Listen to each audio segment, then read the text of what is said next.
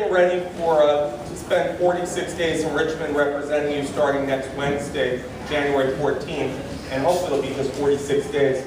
I'm going to talk about two of the issues that we'll be addressing, which are ethics reform and gun violence. And unfortunately, ethics were brought to the forefront by our former governor, who will be serving time now for multiple felonies, which shows it's really easy to lose the public trust, but it's hard to regain it. And our mission is to provide some kind of assurance to the people of Virginia that there'll be stronger restrictions in place and hopefully no incidents like we've seen before. So I'm going to be offering in a bill, and there'll be a number of bills on ethics, what I hope will be durable and appropriate standards improvements. Last year I tried to amend the ethics bill that passed, which was fairly weak, and I offered more than 10 floor amendments, most of which were rejected. And now I'm seeing some of the floor amendments of mine that were rejected, some of the people who led the efforts to reject them are now calling for them to be adopted. So that's a step forward. One of them has to do with travel. In the past we've seen legislators receive gifts of travel of safaris to Africa, trips to golf tournaments on corporate jets. Under my legislation, any gift of travel would have to go to a commission to approve it, and they would be charged with just approving things like educational, fact-finding, or trips or things that promote commerce with Virginia.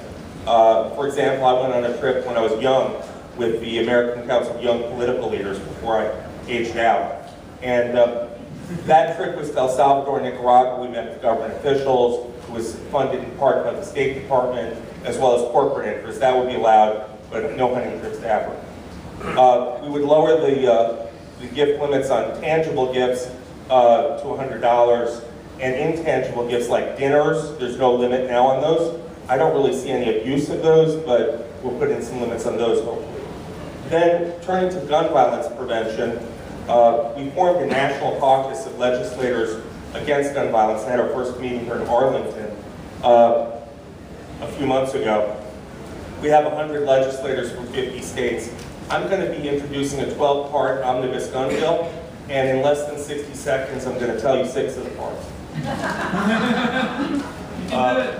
We need to reinstate or start a universal background check, provide liability when a child under 14 gains access to a firearm not stored properly and injures or kills someone. They always say, oh, it's a tragedy. It's a family tragedy. We don't want to talk about it. Leave it to the family. Well, let's try and make someone responsible for scarring a child for life and causing loss of life. Make it a misdemeanor to carry a weapon under the influence of alcohol. Prohibit consuming alcohol while you're openly carrying a weapon. Reinstate the 1 gun a month limit, and allow fingerprinting to be performed for concealed weapon holders. That's it.